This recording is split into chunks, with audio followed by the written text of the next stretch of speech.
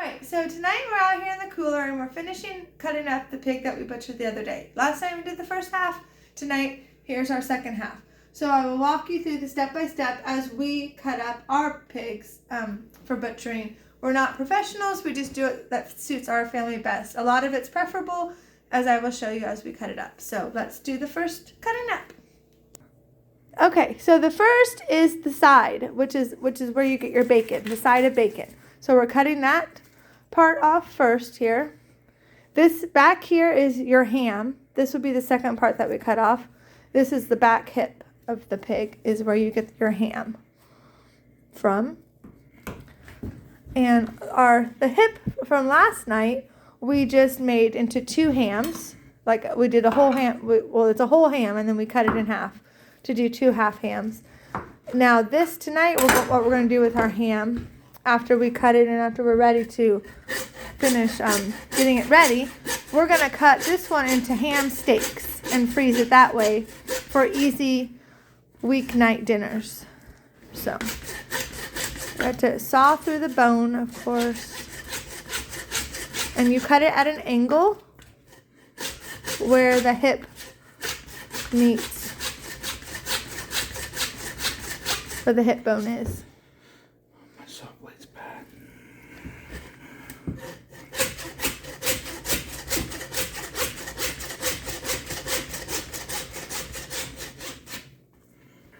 All right, so there's our ham. Got that sawed off. And this is a whole ham, but like I said, we will cut it into ham steaks when we are ready. And we will cut off some of the lard as well, or the fat, to do lard later. So now we're over here to the front part of the pig. And we're going to take off the front quarter. We count 4 ribs. 2, 3, 4. You cut in between the 4th and 5th rib to get the front quarter off. Or separated, shall I say. And then the front quarter of the pig will be used for ground up sausage, is what we're going to use it for. Sometimes, if you prefer, you could take a roast out of the front as well. But for our purposes, we're just going to grind it all up for sausage.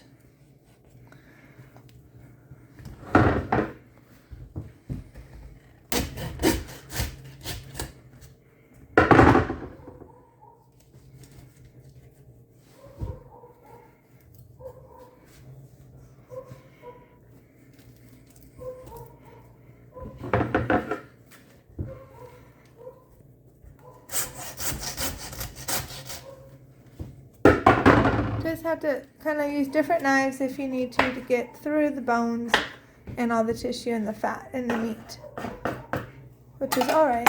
Okay, so there's our front quarter. So we have our ham cut it separate, our front quarter for the bacon, and we'll take off some of that fat as well for the lard. And now we have this part. Now in this part, you're going to get a roast. We're going to get ribs. We're going to get pork chops. We're going to get our lard.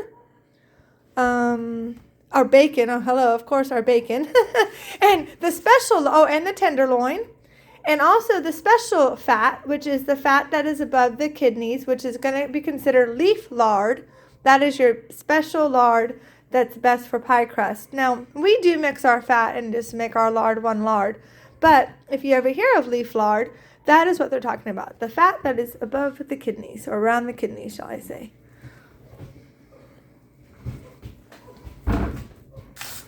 Okay, so like I said, here comes the leaf lard. This is what the leaf lard looks like.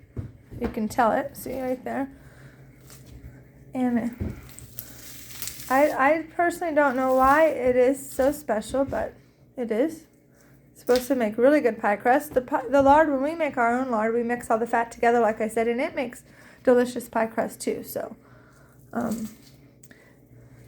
for us, it's just easier to mix it all together.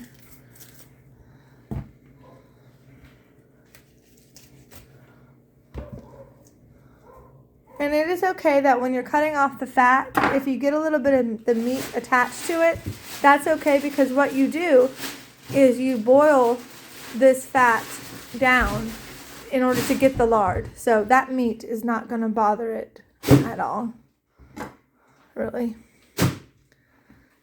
in the end product. Okay, so now the next step is cutting the bacon slab off. Now you have to kind of be a little careful with this because of course on top of it is the ribs right there.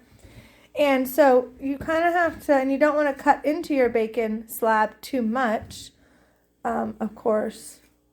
So you kind of just want to, I don't know really how to explain it, but just fillet it, yes. Kind of fillet that top part off. So then you have your slab of bacon on the bottom, which is this part.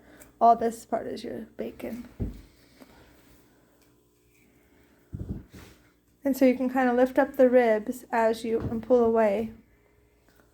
And just kind of slice it at an angle, a little, not too deep.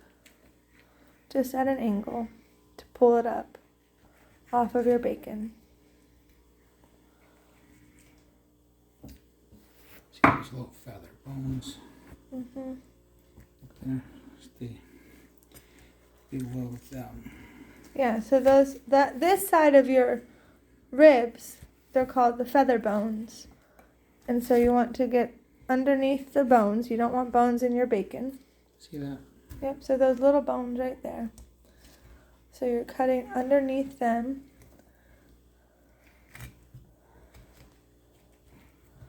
And don't worry about, if we need to, we'll trim it up after we get it off. So don't worry about getting it perfect as you're getting it off. You just want to get it separated from the ribs.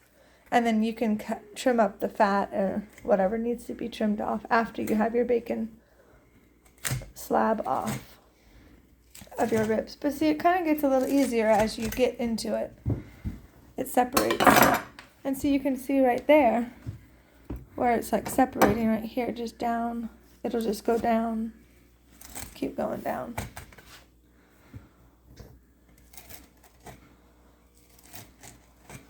Sometimes it's easier to flip it over or turn it around.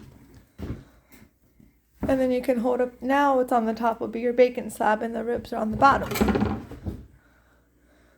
So just kind of do it to your ease. Whatever's easiest for you.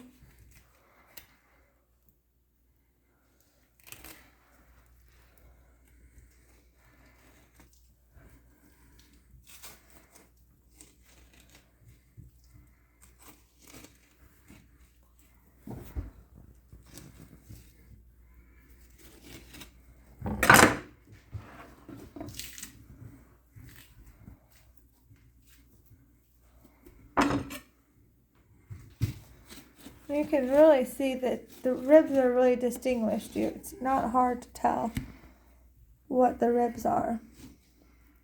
And of course they're hard. Bacon isn't hard.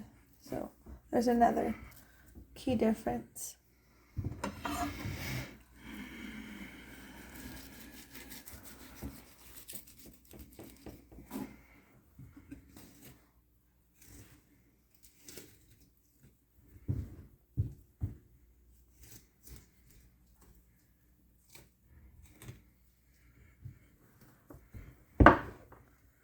Alright, see, this is going to be a big slab of bacon once it's all said and done.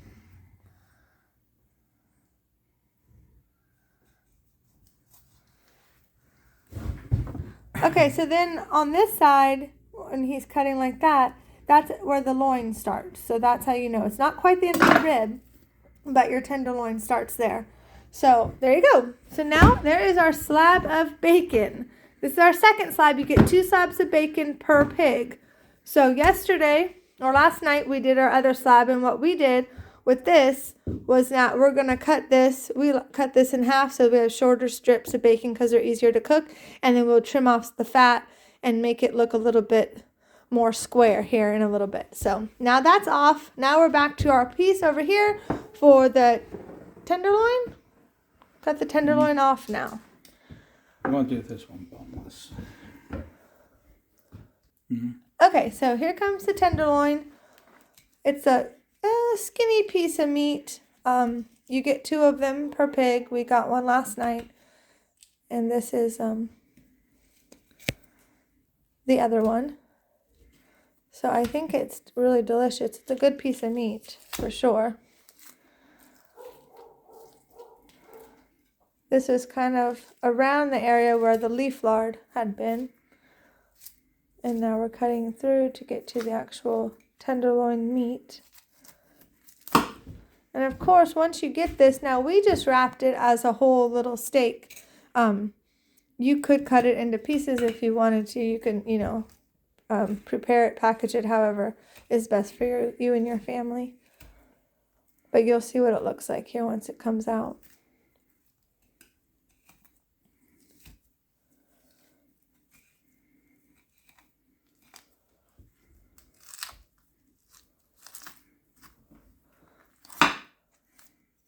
So it's that piece of meat right there. Kind of looks like the tenderloin of the backstrap of a deer, right? Very similar to the backstrap of a deer, that piece of meat. And then we'll trim it off up a little bit too before we package our meat. Of course, we go back to each piece, take off fat if we need to, put it in our lard bucket, cut off any pieces, like I said last night, any pieces that don't look desirable to eat, you would want to cut that off. So like this piece right here, that will be cut off later. Before we wrap it. Anything that just doesn't look, like you would want to eat it. And if you trim it up now before you freeze it, then it'll be ready to cook once it comes out of the freezer later for you. Which just makes it easier, right?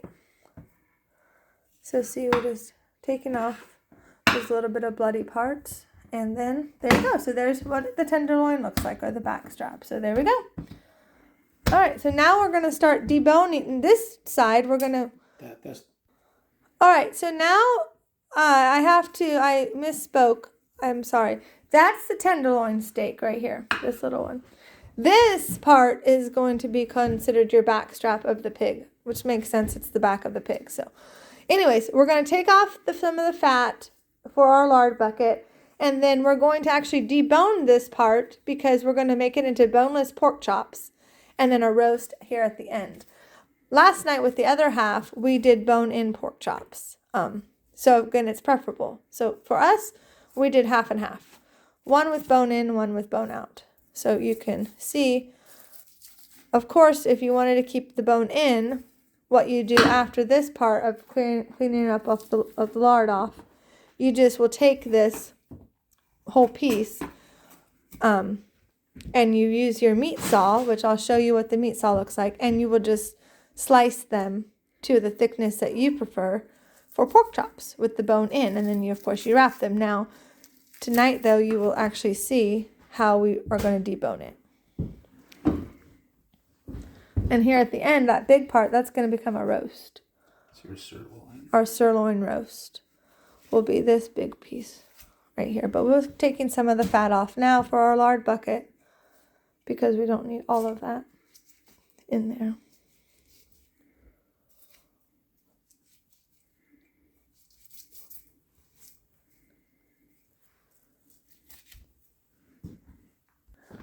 All right, so now we're ready to debone it. We took the fat off for our lard bucket, and now this is how you debone this back strap.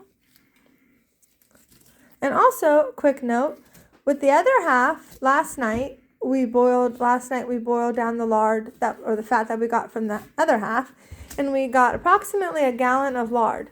So we will get approximately the same from this half once you boil it down and it turns into lard. So we'll get about 2 gallons approximately of lard for this pig. And we have 2 more pigs to do. So if we get the same, that would be about 6 gallons of lard we get from the 3 pigs, which is approximately about normal. Of course, it just depends how fat the pig was. We like to get ours a little fat because we like the lard.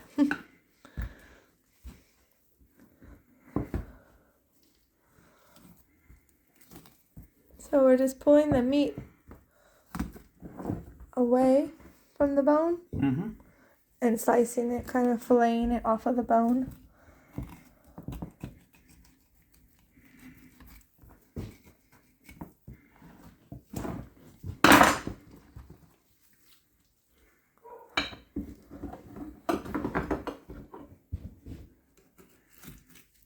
It comes off pretty easy once you start it.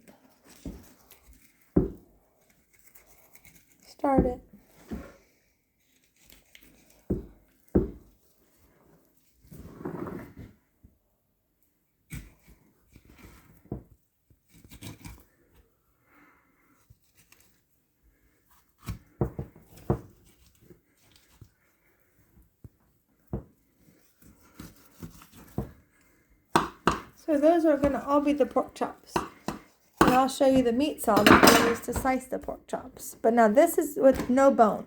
So last night, this part would have been with it and we sliced it. But now I'll show you the meat saw. Okay, so here's the meat saw that we use for the big cutting. Right now we're going to first cut off our sirloin roast. And then we're going to now, since we did no bone or boneless pork chops, now we get baby back ribs, which are right here. This little strip right here, which we'll cut next. Last night we didn't get these because this bone was in the pork chop with the bone in pork chop, and we just got spare ribs. So tonight we're going to do baby back ribs as well. So first the roast, and here goes the meat saw. Lock it up. Okay, now it's going to be a little loud, but here it goes.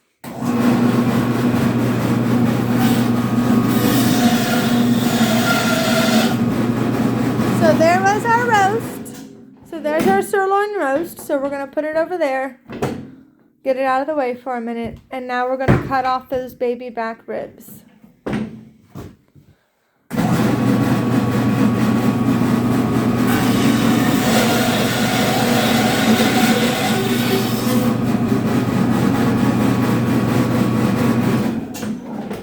Those were not the baby back ribs. That was just a piece of nothing that we would want to eat. So we just toss that over. This strip right here is your baby back ribs. Right here.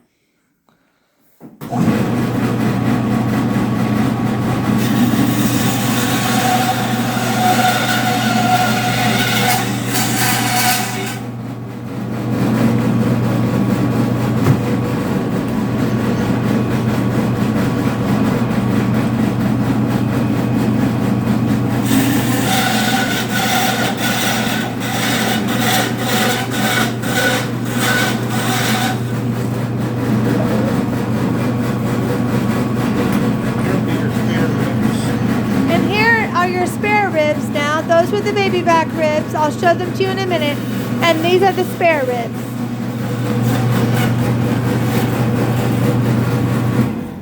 Okay, perfect. So now the bigger ribs are the spare ribs, and the little shorter ribs are the baby back ribs. So baby back, spare ribs. So there you go. And our roast is right there. Pull the strip out here. Oh yes, and then now with ribs as well, both of them, baby back and spare, you have this membrane that is on the top. It's like a filmy thing that you need to pull off. So you just get your knife under there and you just pull it off, and hopefully it comes off in a big piece is what you're hoping. Otherwise, you're just going to pull it off in little pieces. But yeah, you don't want to have that film on there for when you eat it. So there's really quite a lot of different cuts you can get from a pig. A lot of different choices that you can make too. Like you saw, even with one pig, the two halves, you know, we did something totally different with our first half as we're doing to the second half. So there's a lot of variety for sure with pig. See, it's kind of coming off pretty easy now, and just kind of slide it right off. And there you go. So that was for the baby back ribs. Now you have to get it off of the spare ribs as well.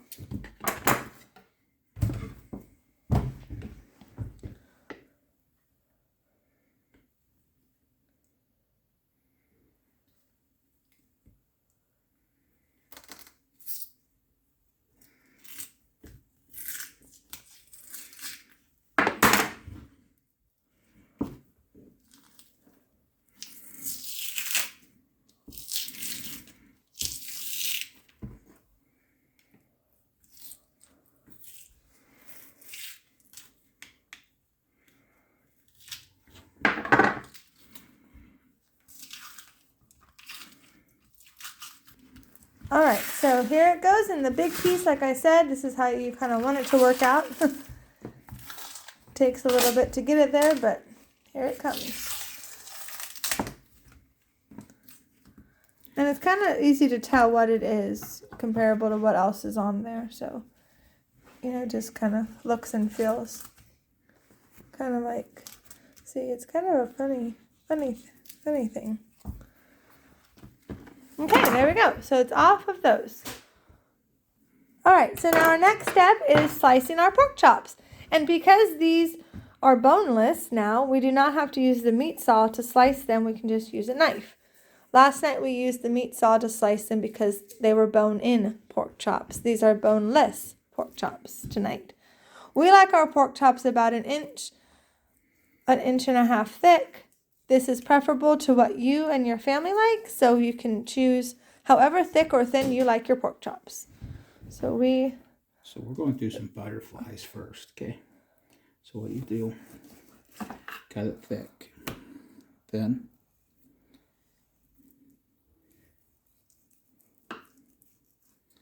but don't cut all the way through. There you go.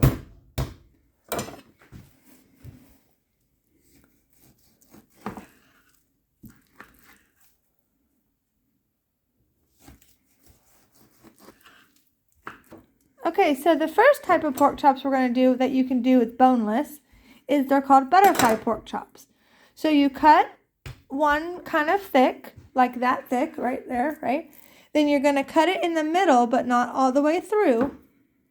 And then you can open it up like butterfly wings, and then it's considered a butterfly pork chop. But you cannot do that with bone-in pork chop. So this is just another style of a pork chop you can do, an option you can do if you have boneless pork chops. So we're going to see how it looks like a butterfly wings.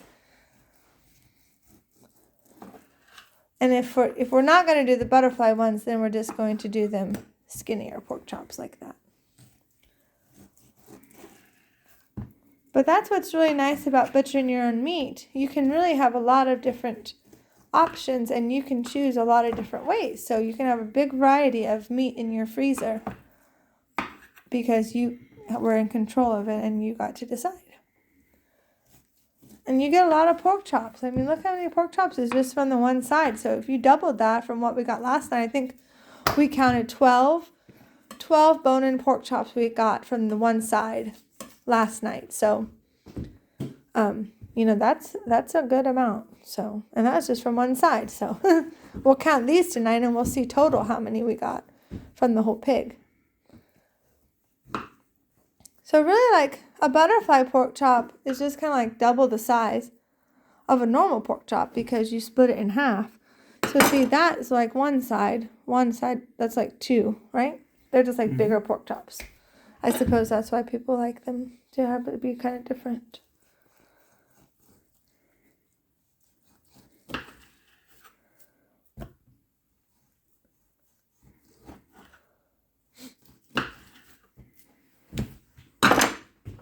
Yeah. Okay, so we're going to sharpen our knife really quick. It's always really preferable to work with a sharp knife, of course. It's dangerous to work with an unsharp knife. It's more dangerous than working with a sharp knife. So you may have to stop, wipe off your knife, and sharpen it again.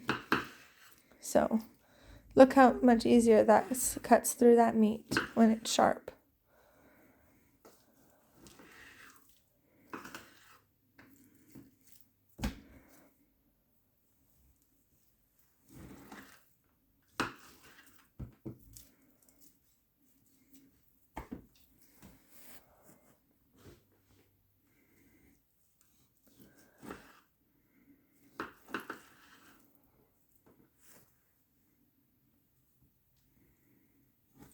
Okay, so here I wanted to show you what we have so far from this half of the pig. Here's your bacon slab, which we will still come back and trim that up before we get it into the brine, the cure.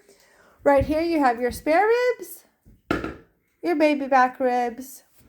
This is your tenderloin steak. We counted 13 boneless pork chops plus 4 butterfly pork chops. And we had 12 bone-in pork chops last night. So 25, 26, 27, 20, 29 pork chops total from one pig. That's really amazing. We're very thankful for that. So now here is our roast. Remember our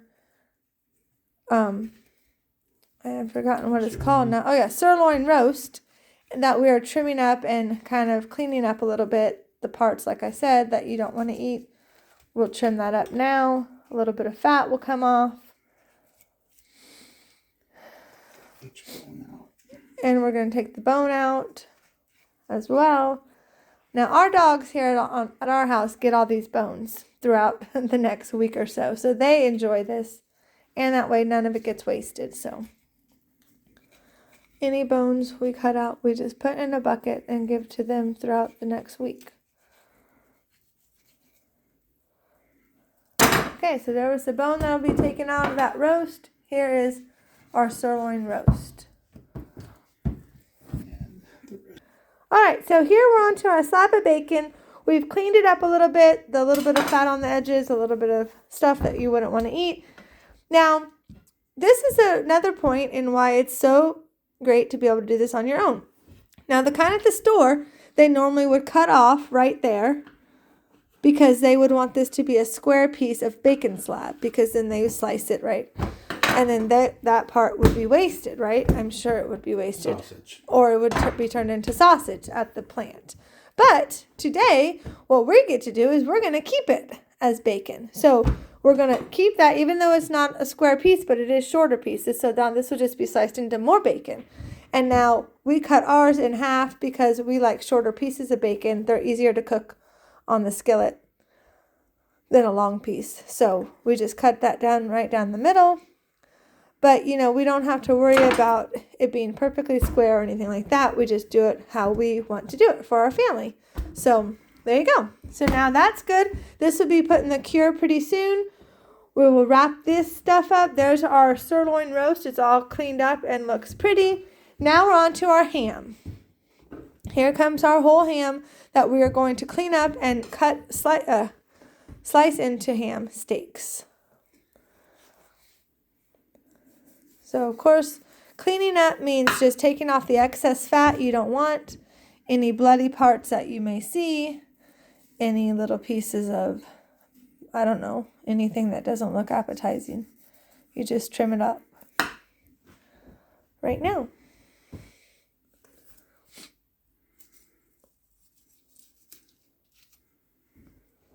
All right, so now here's our ham. It's all cleaned up. The lard, a little bit of the lard taken off.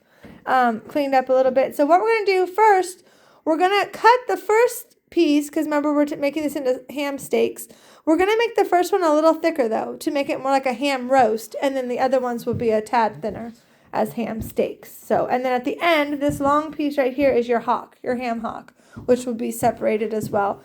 You get one ham hock per side, so you get 2 hocks per pig.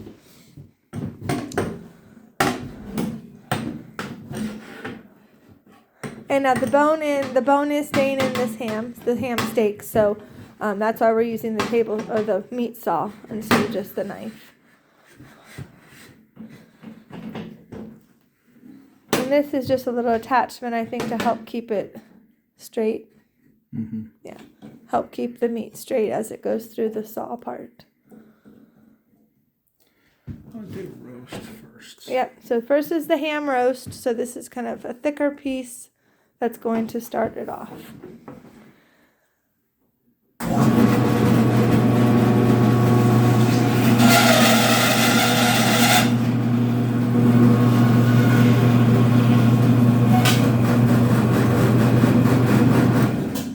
Okay, so that is our ham roast. So that's going to be a really nice piece of dinner. Ham roast. I love roast, so I'm really into roast, so. Now, next would be the ham steak. So we will slice them a tad thinner, but still, you know, pretty good.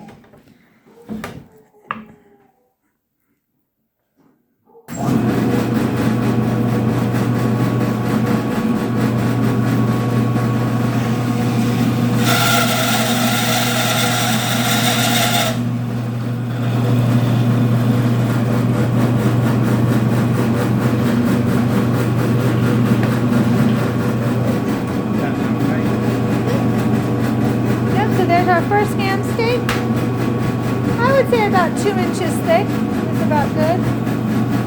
1.5 to 2 inches.